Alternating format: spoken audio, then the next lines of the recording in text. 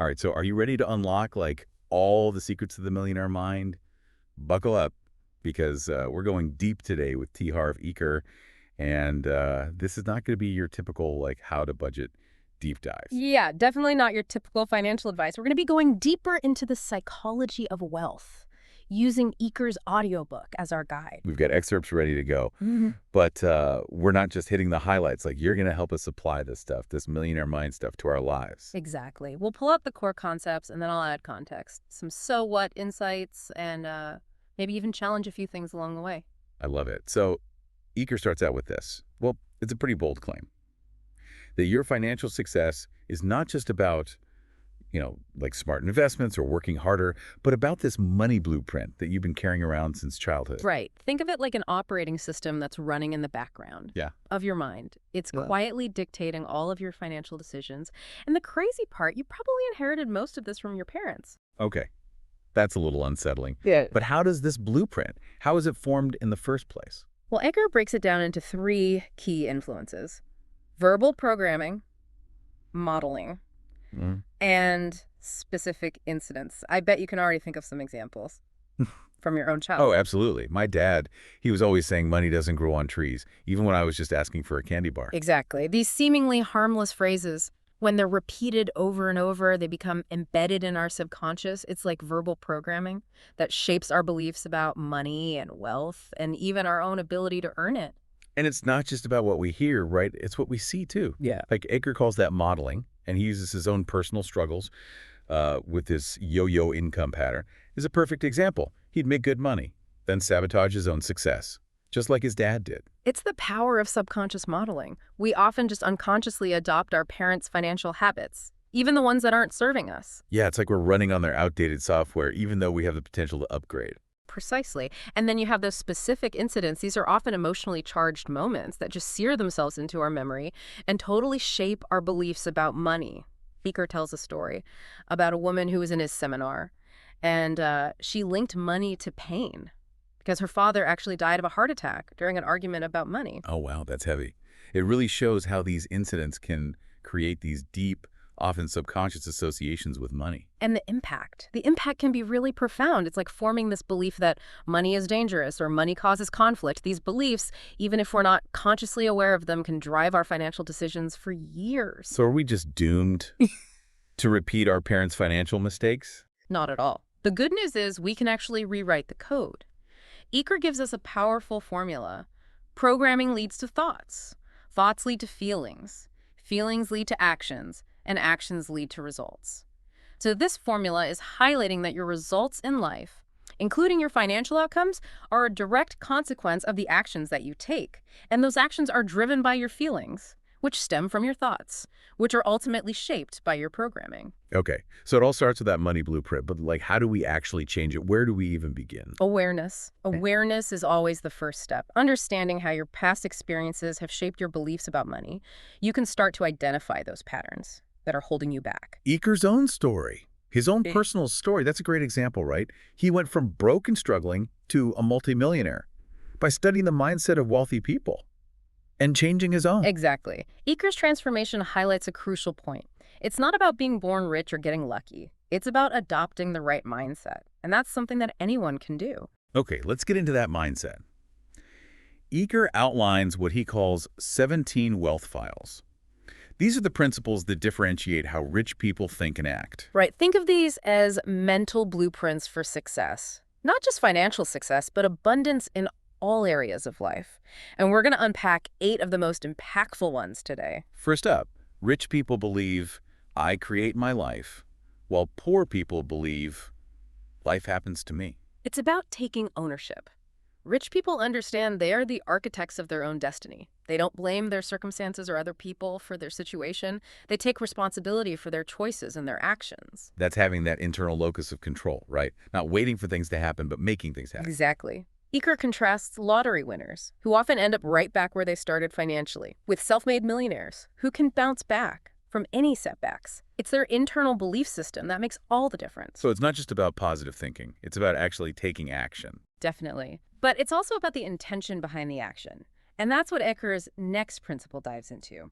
Rich people play the money game to win, while poor people play not to lose. What's your dominant intention? Mere survival, comfort, or true abundance? Ooh, that's a powerful question. I can already feel some shifts in my thinking happening. That's the whole point. Shifting from a scarcity mindset to an abundance mindset. If you're constantly worried about losing money, you're playing defense. But when you're focused on creating wealth, you're playing offense, aiming for the win. And that leads us to rich people are committed to being rich, while poor people want to be rich. This feels like a subtle but huge distinction. It is. It's about moving from passive desire to active commitment. So poor people might wish for wealth, but they're not willing to do what it takes to create it.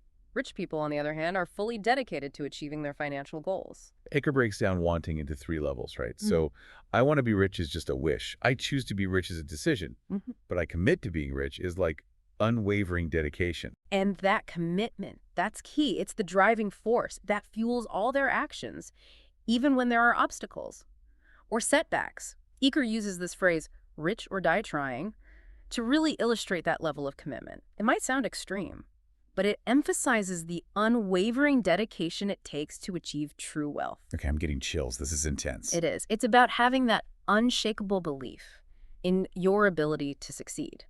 Now imagine combining that level of commitment with the next principle. Rich people think big, while poor people think small. This is where things get really interesting. It expands your vision of what's possible, not just financially, but in all areas of life. And this principle ties back to the law of income. Your income is often a reflection of the value that you deliver to the world. So thinking big is really about expanding that value, the value you offer to the world. That's a great point. I think a lot of people get stuck in that trap of thinking small because they're either afraid to fail or they don't even believe they're capable of achieving anything truly significant. It's a self-imposed limitation. Eker often uses the example of trainers. Some choose to train small groups, while others can teach hundreds or even thousands of people at a time. Their income directly reflects that difference in scale. So it's not just about working hard, it's about working smart and thinking big about the impact you want to make. Exactly. Now, once you start thinking big, you're more likely to see opportunities that other people miss. And that's Eker's next principle. Rich people focus on opportunities, while poor people focus on obstacles. This one hits home for me because I'm definitely someone who can get caught up in the what ifs and all the potential problems. It's a common trap, but rich people train their minds to see the potential, even in those challenging situations. Eker talks about the ready, fire, aim approach. It's about taking action before you have all the answers, trusting your ability to course correct along the way. That sounds a bit risky though, doesn't it? It does, but calculated risks are often necessary for big rewards. And remember, Eker's not advocating for just reckless abandon. It's about balancing that bias towards action with, informed decision-making. So it's not about being impulsive, it's about being decisive. Yeah. And being willing to adjust your course as you go. Precisely. Eker shares this really great story about his own journey, from busboy to millionaire. It all started with him just getting in the corridor, taking a job in a field he was actually interested in. That's a great example of how even a small step can lead to big opportunities. It's about putting yourself in the right environment, being open to possibilities, and taking action, even when you don't have all the answers. Now imagine you've taken that step. You're in the corridor. You start noticing other people succeeding around you. How do you react? That's what Eker explores in this next principle. Rich people admire other rich and successful people, while poor people resent them. This one hits home because I've definitely noticed a shift. In my own thinking, as I've gotten more successful, I used to feel envious or even resentful of those who had more than me. But now I find myself feeling inspired and motivated by their achievements. It's a subtle but profound shift in mindset. Rich people see the success of others as proof that it's possible, and they learn from those who've already achieved it. It's like having a blueprint for success right there in front of you. So instead of seeing those successful people as competition, they see them as mentors and role models. Exactly. And remember Eker's point about how energy is contagious. If you surround yourself with negativity and resentment, it's really hard to cultivate that mindset of abundance.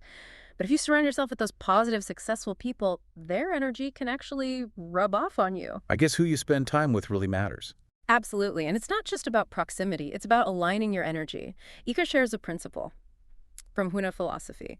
Bless that which you want. So if you see a beautiful home, bless it. If you see a successful business, bless it. It's about shifting from scarcity to gratitude, recognizing that there's enough abundance for everyone. Okay, so it's not about copying what those other people are doing, Yeah. but more about surrounding yourself with the right energy and adopting that mindset of abundance. Precisely.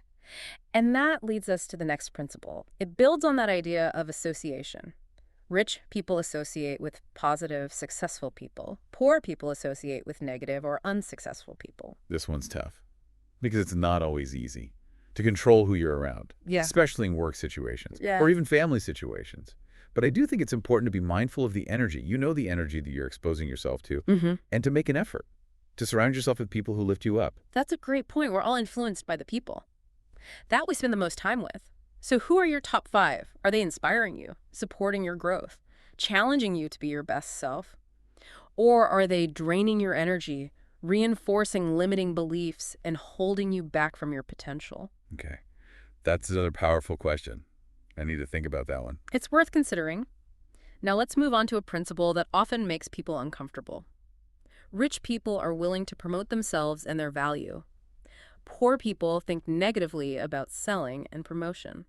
I can see why this one would be a sticking point for some people. There's definitely a negative stigma associated with selling. Especially these days, it seems like we're just bombarded with marketing messages everywhere we turn. But it's important to reframe selling as an act of service. When you have a product or a service that can genuinely help someone, it's actually a disservice to hold back and not share it with them. So it's not about being pushy or manipulative. It's about confidently sharing your gifts with the world and helping people solve their problems. Exactly.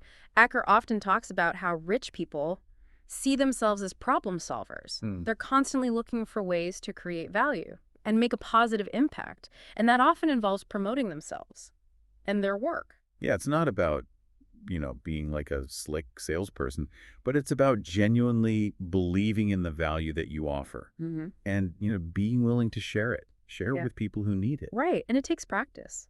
Yeah. Eker talks a lot about how rich people, they're willing to step outside of their comfort zones, embrace the discomfort of promoting themselves, knowing that the rewards are worth it. Makes sense. You got to be willing to put yourself out there if you want to achieve those big goals. Exactly. Now let's shift gears a bit and talk about another key difference. Rich people are lifelong learners, while those struggling financially often think they already know enough. Yeah, I can see how that could hold people back. If you think you have all the answers, you're not going to be open to new ideas or opportunities. It's like closing the door to growth. Rich people are like voracious learners. They're always reading books, attending seminars, seeking out mentors, constantly challenging themselves to expand their knowledge and skills. It's about staying ahead of the curve, right? Like the world is changing so fast. Yeah. And those who are willing to adapt and learn new things, they're the ones who thrive. Absolutely. And it's not just about, acquiring knowledge, it's about applying it. Rich people are action takers. So they take what they learn and they put it into practice. They experiment, iterate, and they're constantly refining their approach. That's a really good point. Knowledge is power, but only if you actually use it.